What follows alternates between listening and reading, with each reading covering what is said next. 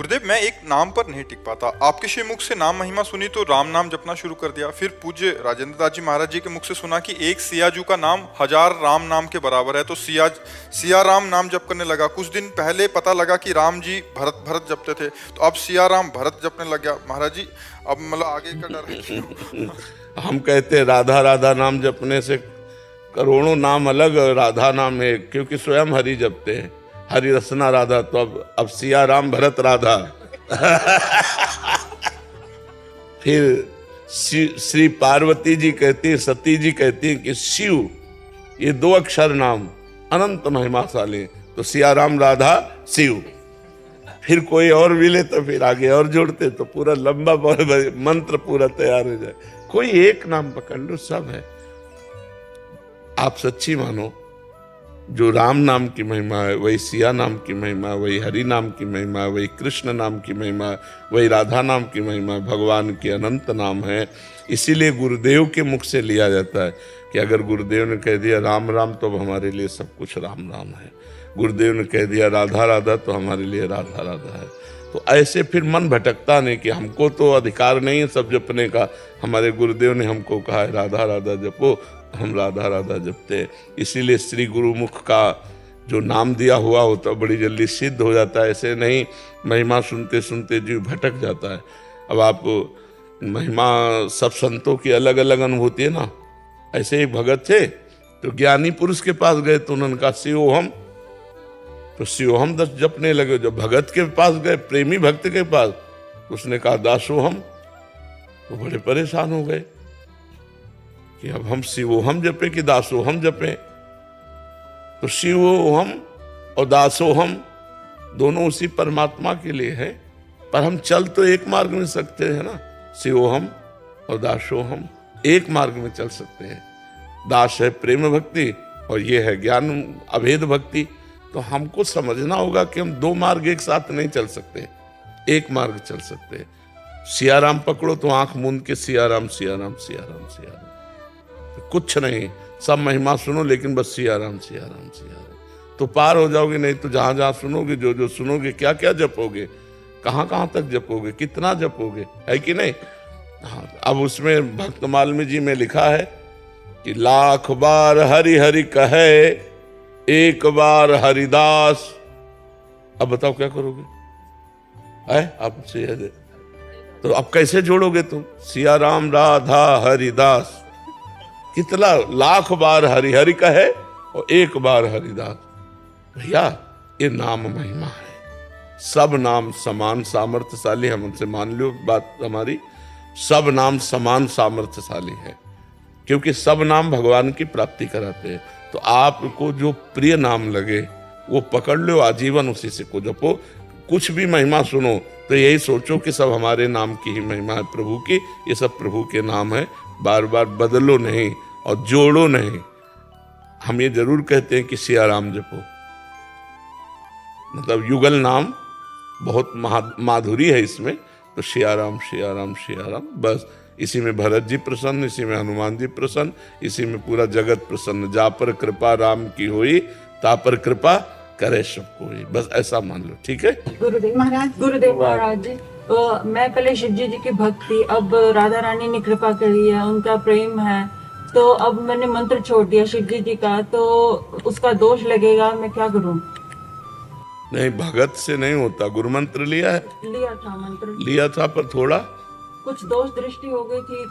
तो मंत्र में क्या दोष दृष्टि? मंत्र किया था पर अब आस्था श्री जी में है। भाई जब तक हम अपने गुरु पर श्रद्धा नहीं रखेंगे, हमारी बात लिख लो, तब तक हम किसी भी महापुरुष से जुड़े उनसे श्रद्धा नहीं टिकेगी। अपने गुरुदेव में श्रद्धा रखते हुए, जब रस की भावना में कि बहुत दिन से भगवान शिव का मंत्र जप रहे हैं और उन्होंने कृपा करके अब राधा रानी की तरफ भेजा, तो ऐसे मार्ग से हम चल सकते हैं। लेकिन अपने गुरु पर दोष दर्शन करके, मंत्र की अवहेलना करके फिर हम ऐसे, तो ऐसे इन पर भी अश्रद्धा हो जाएगी, ऐसे ये मार्ग भी बाधित हो जाएगा। क्योंकि गुरु साक्षात परब्रह्म। क्या टीचर की योग्यता को विद्यार्थी जान पाएगा क्या? तो क्या गुरु की महिमा को हम लोग जान पाएंगे क्या? तो हम गुरु पर दोष दर्शन क्या करते हैं? तो अगर कामी तुम्हें दिखाई दे रहे हैं तो ये मेरा दोष दर्शन है, लोभी दिखाई दे तो मेरा दोष दर्शन। गुरु साक्षात परब्रह्म, पहले मान के देखो।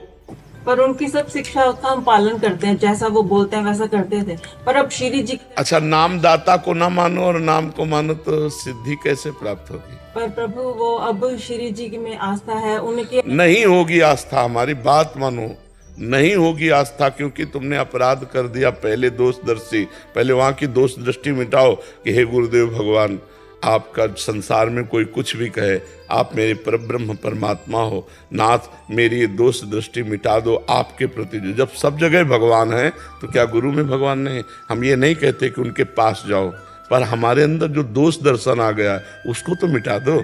निर्दोष होकर के जब हम किसी गुरु का वर्ण करेंगे तो हमारे भाव बन पाएंगे अपने गुरु पे दोष दर्शन। मुझे तो ये समझ में नहीं आता कि गुरु में दोष दर्शन कैसे हो जाता है। कोई कह दे तुम्हारे गुरु कामी है, तो हमारी आंखें नहीं क्या कि हमारे गुरु कामी है?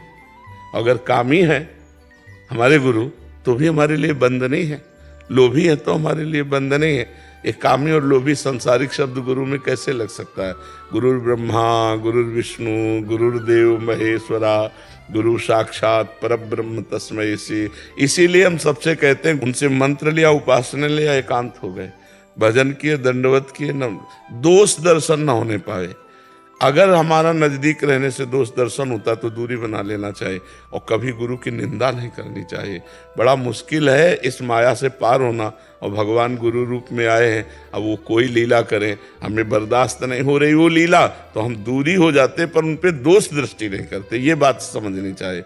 अभी गुरु मंत्र जपो जो गुरु जी ने दिया, और रोज सुबह शाम गुरु जी को प्रणाम करो, उन्हीं को। वो तो पंचाक्षर मंत्र है। तो अब क्या सस्ता समझती हो क्या पंचाक्षरी मंत्र?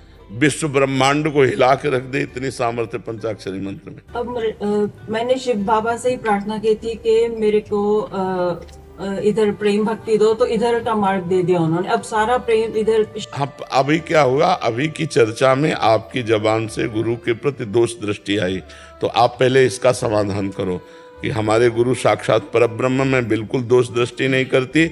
ऐसी भावना रखनी चाहिए। देखो, माँ माँ है, माँ कैसी है ये प्रश्न नहीं उठता। कैसी हो तो माँ होनी चाहिए, ऐसा नहीं होता।